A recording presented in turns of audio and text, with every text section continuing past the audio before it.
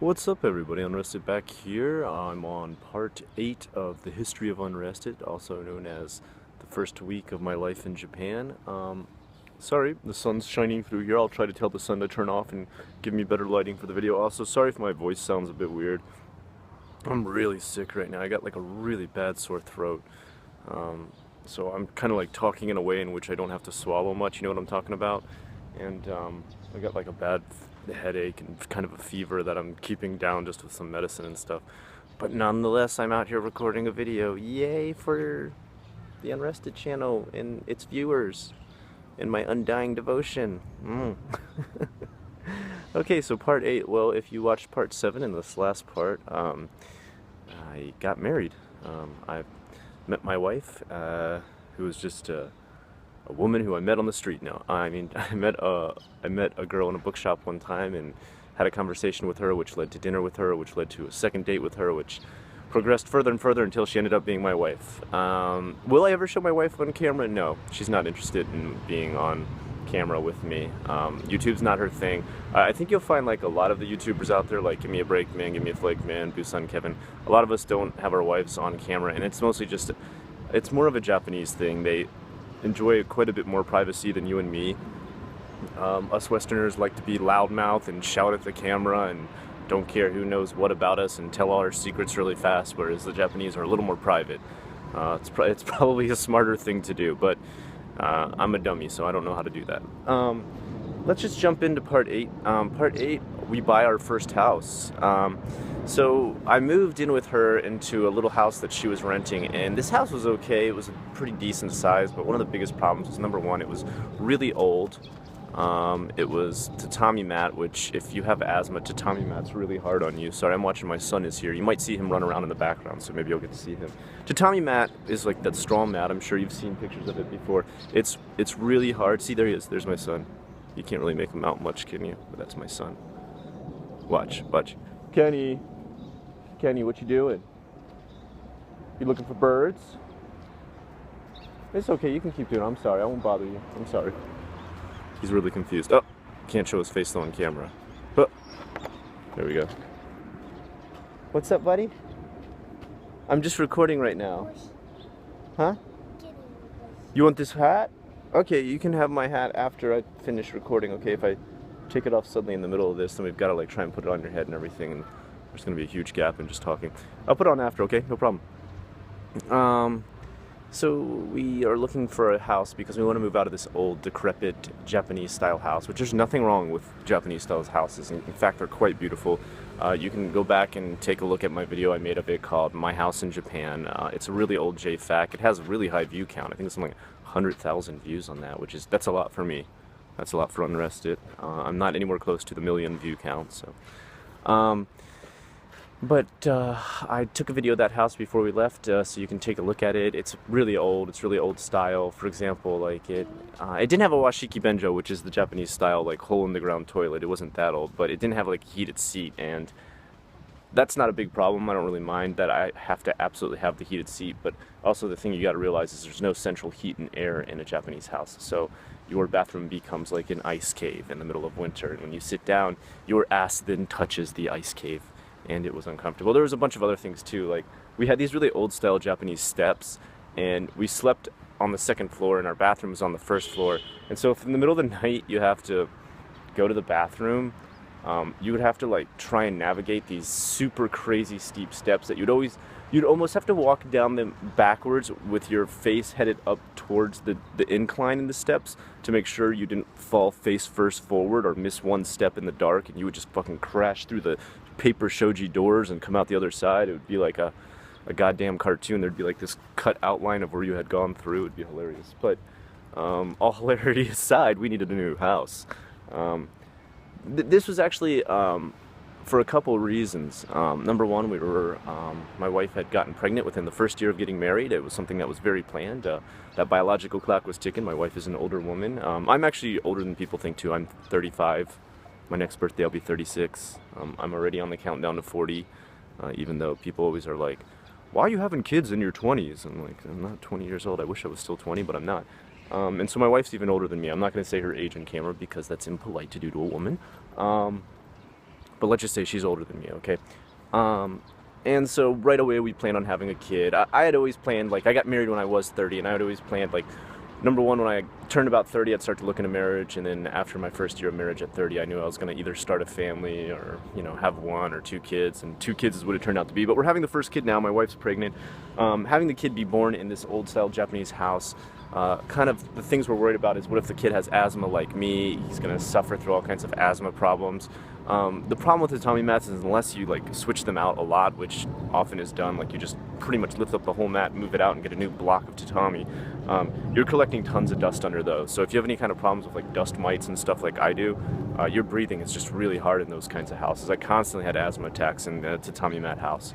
So we're looking around at new houses, and it's kind of weird how it works in Japan when you look for a new house.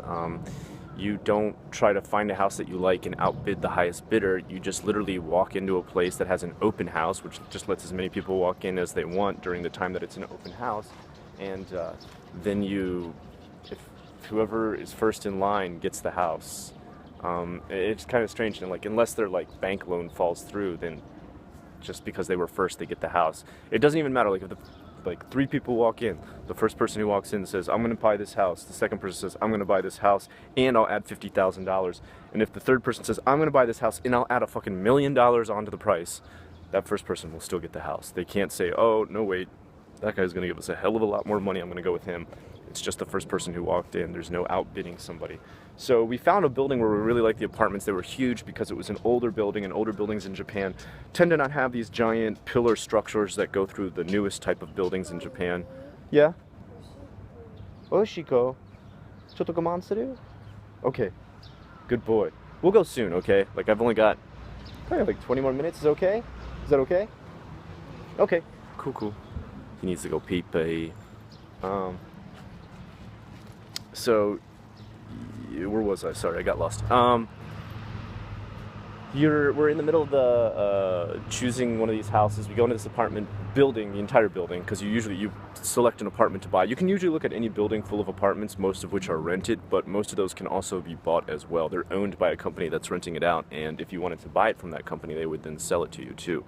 There is possibilities of rent to own and all the different types of deals and everything, but pretty much it's the equivalent to buying a condo in America. And that's what we were pretty much doing. Number one, because if you buy a house in the middle of the city where we live, you would get into insane land taxes, which will, I mean, just bankrupt you. They're insane how high they are in Japan. Or you get into, you know, maintenance of a lawn and all different types of city codes with your lawn and everything, and what you can and can't have, and upkeep on it. And you know, we barely have time as it is. My wife and I both work 40+ hours. Don't really have time to do maintenance on a lawn or anything like that on top of taking care of 2 kids and working full-time jobs. So apartment was a thing for us, and like I said, we went for an older building because the older ones have a structure that's usually more wide open. There's not these giant concrete pillars running through the middle of the apartment. You cannot knock those down. So if you want to take your 4 LDK and turn it into a 3 LDK by knocking down one of the bedrooms and opening up the living room even wider like we did, and for those of you who don't know, LDK means living room, dining room, and kitchen, and the 3 or the 4 number at the beginning is how many bedrooms there are. So if you had a 4 LDK, that means 4 bedrooms, a living room, a dining room, and a kitchen. And that's what we ended up buying. First we tried to get a 3 LDK, and we were not the first people to walk into that apartment. The first people bought the house instead of us. The second place we walked into, we literally walked into the place and we said we want to buy it. It was shit. It looked awful. You can actually go back and look at my old videos. It's back in JFAC, I think it's called My House Before Refurbishing. I think that's the name of the video. I could be wrong. I mean, this is a long time ago. It was like 300 videos back. And the people who live there, like, I know a lot of people write to me and they think like Japanese people keep these super ultra clean minimalist house. Bullshit. I mean, maybe, you know, there's, I'm sure, a select few people here who do that, but for the most part, most houses in Japan are like pack rat. Like, they've just kept anything and everything. I think number one, the reason is because recycling kind of sucks in Japan. Not that I'm against recycling, it's good stuff, but there's some places where you've got to like separate your recycling into 23 different sections, and so some people are like, well, let's see, I could separate this plastic bottle into all these different things, or I could just keep it as a container for some food in the future, and they kind of get addicted to that, and they just keep saving all these damn plastic bottles everywhere around their house. It looks like a college kid's apartment when they save beer bottles. And there's other reasons too.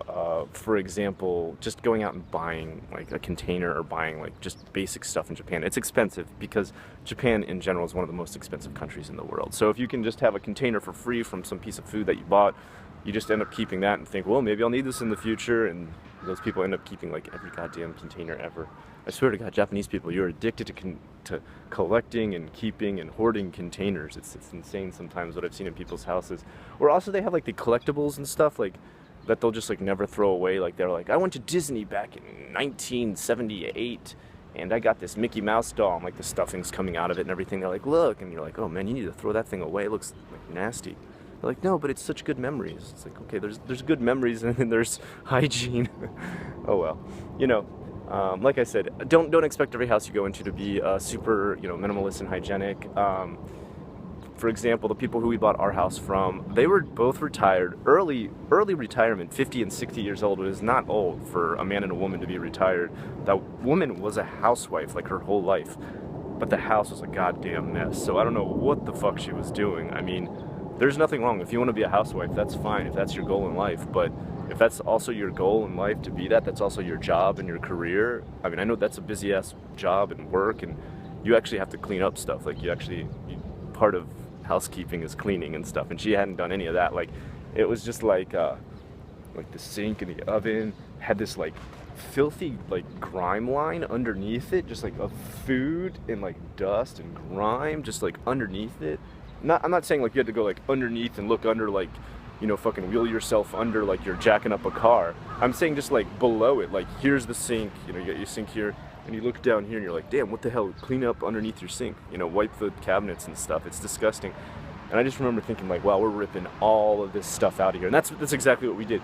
They had this carpet in there with just like stains all over it. Instead of like removing the carpet or having the carpet like professionally cleaned or tearing it out and just leaving like hardwood or concrete floors, they had gone out and just bought like throw rugs that were all these like multicolored throw rugs, like mauve and sky blue and everything, and they threw it over top of this like eggshell color carpet, and it was awful, man. It looks so ugly. You're just like, what is going on, man? Fix this shit up. So anyway, moving on from there, we had the whole place, everything ripped out of it, everything refurbished. I mean, you can take a look at my place now. It's in the background of a lot of my videos. You can see it's pretty well cleaned up. It doesn't look anything like, if you look at the refurbished video and then you look at it after it's been redone, you'll be like, okay, damn, yeah, that's like a whole new house. We had a wall knocked out. We took out one whole bedroom, made a gigantic living room. We made a little kids room and everything for our 2 kids. We made a library in one room. And we've got our own master bedroom. It's a pretty decent sized place. And if you're wondering how much a place like that runs you, it's a lot. It's a lot. I'm not going to say how much we paid for our house because I don't like to talk about money on camera, but we paid a lot. Okay, we saved all our nickels and dimes, all our juan and goen, and we saved for a while to get that one. Paid a massive down payment. I think we paid somewhere around $10,000 down payment on the house just to get the contract started. Which that's not a ton of money, but it's a lot for a newly married couple. So my wife's pregnant, our house is being refurbished, we're in the middle of moving between 2 houses. My contract finishes on ALT. They asked me if I want to come back, and I'm like, you know what, I think I'm going to get something closer to my house these days. I want to stay close to my wife who's pregnant, make sure she's okay all the time. I want to stay close to my house, which I constantly have to check on how the construction's going. So I started looking for a job close to my place, and this is where we get into a story of another sketchy ass business. Now once again, I've worked at just as many good places that treated me great as I have worked at bad places in Japan. And if anything, I blame myself for not better researching a company and listening to kind of the complaints and stuff of past employees who left that before I came there, or doing a little bit of research online, or just checking out what people had to say. Do that. Don't be stupid like me. So what I did was, I applied for this job at an Akaiwa that was close to my house. I'm not going to mention any names because I actually later had to take them to court, and you'll find out why. It got really messy near the end. So I apply to this job, and I find out I can get the job because recently one of their managers got fired, and they tell me that the reason the manager got fired was because they didn't like her accent when she taught English. And I was like, that is a really weird, I didn't say it, of course, in the interview. I just thought that was a really weird reason. I'd never heard that before. We didn't like their accent. And it's like, well, you know, you interview them first. You would have heard their accent in the interview. Like, it's pretty hard to really hide, you know, any kind of accent that you have. And they never told me, like, well, what kind of accent? Like, you know, like an American accent, a British accent, like a Canadian accent, like what, like, and they just went to, they're just like, you know, an accent. And I'm just like, that's weird, man. That's like, you know, I should have, you know what? I should have started, like, already been like, something's up. But, you know, whatever. I was close to my house. And they put me down. They said each day I was going to have 8 hours of work, but they didn't explain it fully. What's up, bud? Nothing? I can't hear you. I can't hear you. What? What's wrong? I can't understand. You're mumbling. Brr. What? Okay, we'll go. Okay? Okay. Uh-oh. My son's on camera again. Gotta block him out. Block him out. There's his head. You can see his hair. And block him out. His Band-Aid's falling off. He wanted me to fix his Band-Aid. There's nothing wrong on his hand. He just, like, likes to wear Band-Aids. It's kind of weird. I guess that's just a kid thing. I get this job, and they're like, yeah, you're gonna be working 8 hours a day. That's what I'm looking for. Fill up my hours for a full 40-hour week is what I like to work. And then I find out that's not totally true. Okay, so I'm at these schools for 8 hours. I'm scheduled to be there, but I'm only getting paid when lessons come in, and there's only like 3 lessons at the school. So I'm sitting around there for 8 hours. I don't have time to try and skip out, go home, get back to the school in between the break time between those lessons. I'm like literally stuck there in limbo, waiting for the next lessons to come while I'm scheduled there for 8 hours and only being paid for 3. So I'm already like, uh-oh, I just got bamboozled. I should have said, show me the schedule of how many lessons I'm teaching and getting paid, but I didn't. So again, also something a little bit sketchy, they didn't make a copy of like my passport, they didn't make a copy of my bank book, they always would pay me in cash. They didn't make a copy of any kind of contract, I didn't sign any kind of contract to work there. These are like alarm bells and red lights going off now, where I should have been like, and I remember I said a little, like I was like, oh, there's no contract or anything to sign? And he was like, oh, we can pay you more because now we don't have to pay tax if they don't know how many teachers are working for us and stuff. And I was like, oh, that's cool. And oh, by the way, I should mention this. This is run by a gaijin. This isn't a Japanese run place. Totally run completely by a gaijin. Gaijin owned, gaijin run. The only other Japanese people that were there were a Japanese secretary who would have to take the calls for the students who obviously couldn't speak fluent English. And there was actually a silent partner who was a Japanese woman who had been married to the owner before, but when they had gotten a divorce, like she had settled with him to take half the company and was just now a silent partner. So we never saw her either. So anyway, I'm working there, and right away at the beginning, they're like, so we heard on your resume here, it says you've got some graphic design skills, and you know, we're looking to start a website for the company. And I was like, oh, damn, that's cool. Like, I'm totally hyped to hear about any kind of art I can do. I don't have any kind of artwork at this time. I'm not getting any kind of art jobs. I haven't got to jump into my art career. So at the first word of art, you know, Scott jumps on the bandwagon. I'm like, oh yeah, sweet, art. I'll do anything. I'll draw a stick man if you want me to. And so right away, I just volunteer. I'm like, yeah, I'll help draw whatever you got. And they're like, all right, well, we're gonna make a website that we're gonna pay you for, and like you get, you know, do this amount of pages and graphic design. And I'm like, all right. And it's just all like word deals and everything like that. I never again signed a contract, which stupid, Scott, stupid. You blame yourself.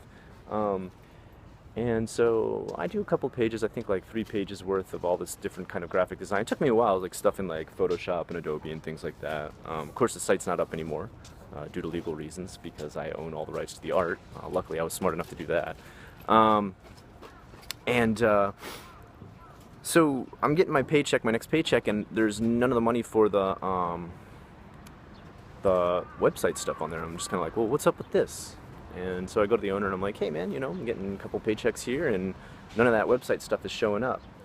We're gonna go soon, okay, bud? Sorry, my son's getting really anxious here. He really wants to go.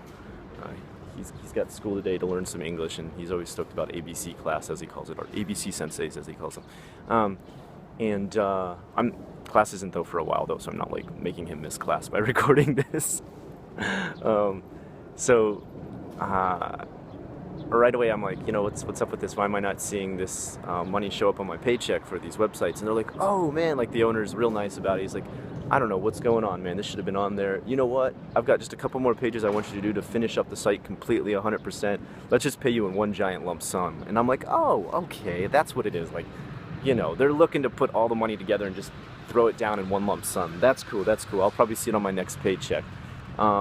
And during that time, another thing that goes down is I hear something different about why that manager was fired. So apparently, this manager who was fired because of her accent, quote unquote, was fired because now they're saying, no, she wasn't fired because of her accent. She was fired because she stole money. And I'm like, oh, whoa, what's going on? She stole money from the place? No wonder she was fired. Of course they're going to fire someone if she steals money. They're like, yeah, she had to deliver money from this one school to the other school, and you know, she took the money out of the safe and then just never came back to the other school and just took it home and ran off. And I was just like, wow, that sucks, man. Like, I was like, you can't do anything? You can't call the police or anything? They're like, oh, yeah, we're looking into that. But nothing ever came of it. Like, they just kind of, like, died off. Like, you're like, well, what did they do? They ever pursue, like, legal type stuff or anything? Or did they ever get this girl arrested or get their money back or sue her or take her to a civil case or something? You don't hear anything about it. It just disappears, and you're just like, oh, okay, I guess it's just a rumor running around. I don't know what to think of that. But it's starting to make me even have more of a sketchy feel. And then what really starts to get me wigged out is they have me teaching at that school that she got fired from. I'm the only teacher there. Like, I'm literally there, and there's like 3 students that come in through the day, and it's an empty ass room. Like, just 2 desks, 2 chairs, and you just sit around waiting for students to show up at their scheduled times. And they send me a message one day. They're like, hey man, when all the students put their money into the envelope drop, because there's like this envelope drop with a safe on it that you could open it up and take it out. Like, when they finish dropping in their money at the end of the day, go ahead and open that up, take the money, and bring it down to headquarters. And I was like, whoa, whoa, whoa. First of all, I don't even know the number to the safe on that.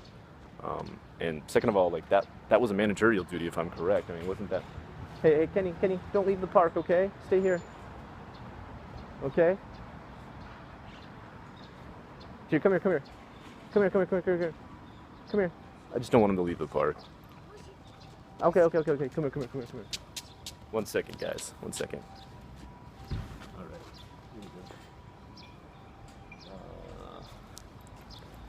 Here we go. There we go. Okay, we'll go soon. All right, just stay here with me, buddy. I'll give you a huggy hug. All right. I'm like, well, you know, like, I'm not a manager. I'm not getting paid like a manager. I don't have managerial duties. I don't feel comfortable with that. I just have like a normal backpack that I carry around all the time. I don't have any kind of lockbox that I can carry around money in so I can get mugged or just have that money taken, and then who's responsible? There's no kind of cameras in the building. There's nothing you sign out to say that you've taken that money. No, and also no. And at the same time, I didn't get paid again for my website work. I'm on to finishing up the entire website. No pay again on my next paycheck. So definitely no now.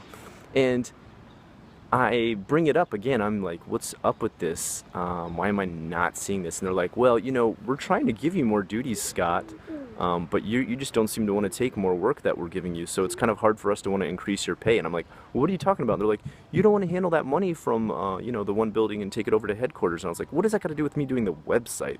You know, I should get paid for that separately no matter what I choose to do with that managerial duty, which, again, I'm not a manager. If you want to promote me to manager and up my pay to manager level and give me managerial duties and managerial keys and everything, that's cool. I'll do that. But then I also want the same pay and benefits. And the owner just stops talking to me. He's like, all right, well, this conversation's over. You know what? I'll have there's some other guy. You know what? I can't even remember most of their names there now anymore. And I probably shouldn't even say their names on camera, so it's better that I don't. He's like, I'll have blah, blah, blah email you. And the guy who was going to have email me wasn't another manager or boss or anything there. He was just a guy who had been at the company for 3 years. So he had been there just like longer than me. He wasn't like my boss or my higher up. I mean, you could say he was a veteran employee. That's about it. But he wasn't like my senpai or anything like that. And he sends me this nasty email. It's just like, look, if you can't handle jobs at the company professional, you shouldn't expect to get paid in a professional manner. If you don't see things show up on your paycheck, it's because you're not doing everything we ask you. And you know, I don't see how our company can stand to be loyal to you if you can't be loyal to us and all the jobs that we give you. And I'm just like, what the fuck? Fuck this. Who the fuck is this guy? Like, I had talked to him like a little bit here and there. He's just like this fat Canadian dude. Nothing wrong with Canadians, nothing wrong with fat people, but that's the way I remember this guy. He's like this fat, pudgy Canadian guy who's always like, my lessons are the best. Yeah. And he was always kind of uppity and arrogant, and I guess that's why he felt really comfortable writing this kind of uppity and arrogant letter. Um, so he sends me that. I don't even reply. I'm just like, fuck this guy. I don't even answer to you, motherfucker. So I'm not answering you back. I'm not sending you any email back.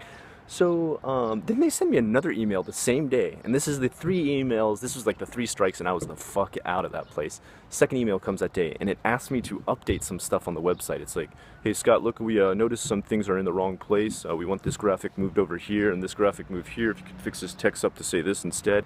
And I'm just kind of like, what? You want me to fucking fix the website you haven't paid me for?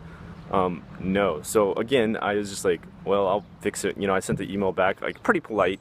I wasn't totally blowing my top yet. I was like, I'll be happy to fix it when I see the money for the website show up on my paycheck.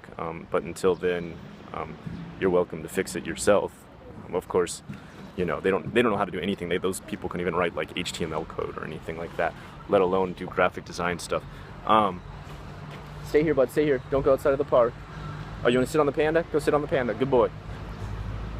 And so yeah, then the third email comes for the day, and it's the owner, and he sends me this really angry email. It's like, number 1, you're not doing managerial duties that we asked you to do. You know, how can we even consider you for a managerial position if you won't even take some of the jobs that we give you? Number 2, we ask you to update the site, and you give us a nasty message back about how angry you are you're not paid yet the site isn't even totally finished because you haven't fixed the problems we just asked you that day. Okay, the website's finished, you just want me to do, like, you know, a cleanup of a rough draft, right? Fuck you. So he's like, you know, I really question your loyalty for the company, and, you know, I've got to think about if I'm going to add any more lessons to your schedule out there at that school that only has 3 lessons when I'm out there for fucking 8 hours. And so that was it, man. That was like strike 3. I was like, you know what? Fuck this company. Fuck you. You know, I didn't send a super unprofessional letter back, like cussing them out or anything, but in my mind, I'm thinking this.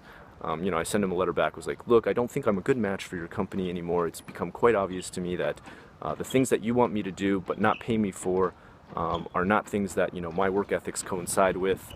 On top of that, I don't really appreciate doing a lot of work that I'm not paid for. Being told I'm going to have 8 hours and then only given 3 hours of work at a place that I need to stay at all day, which I'm only paid for 3 hours. And overall, the whole atmosphere, the whole ethos of your company just really doesn't fit who I am, and I don't think I fit what your company is, so I think it's best if we both part ways and you look for another teacher. And that was it, you know, resignation, bye-bye. So, everything's cool, and I don't show up for work. You know, I didn't even give them a week. I didn't even give them like a month. You know, you're supposed to give like, you're supposed to give a month. But of course I never signed a contract, so whatever. You know, I could have given a week to be kind of nice, but I was just like, fuck this today. And if you quit a job like that in Japan, you're supposed to be paid your full paycheck in 1 week after quitting the job. And that's what I waited for. And 1 week I didn't see my paycheck show up. I give them a call. I'm like, so where's that paycheck in my bank? I want to see it. Otherwise I'm going to go to the labor board, or I'll go to the police. And they're like, well, we're going to go to the police. And I'm like, what the fuck? You're going to go to the police about what? That I quit a job? Good luck with that. And they're like, no, we checked the safe. And it sounds like they're just like putting this story together, like as they're talking to me. We checked the safe at that location that you worked at, and the safe was empty, so now we need to take that money from your paycheck, and also you owe us the difference, and we're going to go to the police and tell them that you stole that. And I was like, okay, first of all, I don't even know the combination to the lock. Second of all, there's no cameras around there that would even prove any of that ever happened. There's nothing I've signed to say I'm going to do that. That's not my managerial duty. I never even had that job. On top of that, you guys still owe me on top of that for the webpage stuff, which I'm guessing I'm probably not going to get at this point. And they're just like, oh, but that's not true. And if you don't give us the money, the difference, we're going to come to your house. And I was like, come to my house, motherfucker. Come, show up to my house. Come to my domain and get your fucking skull bashed in. Yeah, I didn't say that exactly. You don't want to threaten over the phone, because then you start to get into legal problems. But I just said, yeah, just try showing up to my house. Try it. I dare you. And like, they're just like, fine, we will then. So the next morning, 7 a.m., there's a ring on my doorbell, and they show up to my house, and I'm ready, man. Like, that whole night I couldn't sleep. I was just so pumping angry. Like, I had my baseball bat next to the door. I was like, okay, I'm gonna grab this baseball bat. It's a metal baseball bat. I'm gonna come out there, I'm gonna smash some skulls. Like, and this is ridiculous. This is like child stuff in my head. Like, This is not how it's going to go down. And I've told my wife about the whole situation. She knows what's going on. She actually had a lot of suspicions about it when she heard that the one girl got fired for supposedly not delivering the money. She's like, do they have any proof of that? Because that sounds really sketchy. So right away she's like, they're trying to pull on you the same thing they pulled on that girl they fired. They're trying to, you know, mark you up with something you probably didn't even do and she didn't do, right? And I was like, oh shit, I didn't even think about that. So when they come to the door the next day, she doesn't even let me go answer. She's like, no, I'll handle this. I'm like, what? You know, the needle kind of comes off the record. I'm all ready to get angry, get my bat, run outside and go crazy, go berserk. And, you know, she's like, no. We're going to save face. We're not going to embarrass ourselves out in our apartment complex for these assholes. So she gets on the camera doorbell thing. So you've got this, like, every place that you live in Japan usually has a camera connected to the outside. You ring the doorbell, turns on the camera, both people can see each other. Or they can't see you inside your house, but you can see them. So we can see there's like 4 people out there, and they're like big dudes who work there. They have nothing to do. I've never even worked with these guys before. They're there with the Japanese secretary. And I guess she came just in case my wife was the only one there and had answered. And so my wife speaks to her in Japanese totally so that the other people there can't understand. And she's just like, who's this? And they're like, oh, this is blah blah blah Ikaiwa, and we're here to get this money from Scott. And she's like, what money? How much? And they're like, well, he knows how much it is. Like, you know, we sent him an email, so he needs to have that money ready to give us. And she's like, we don't have shit to give you, you know. Like, she's not saying it in this manner, but she's saying it in a very rough, coarse Japanese. But I'm translating it into the roughest I can for English. And she's like, no, we don't have anything to give you. We don't owe you anything. She's like, show me some sort of proof. And they're like, oh, well, we're gonna get a lawyer's letter, and then you'll see. And she's like, well, then come back with a lawyer's letter, or call the cops and come here with the cops. But otherwise, if you stay out in front of my place, I'm going to call the cops and have them sort all this out. And they're like, well, you don't need to do that. You just need to give us the money. And she's like, all right, what's your name? Like the girl who's talking to her. She's like, what's your name? Sorry, my camera's about to fall here. The wind started to blow it over.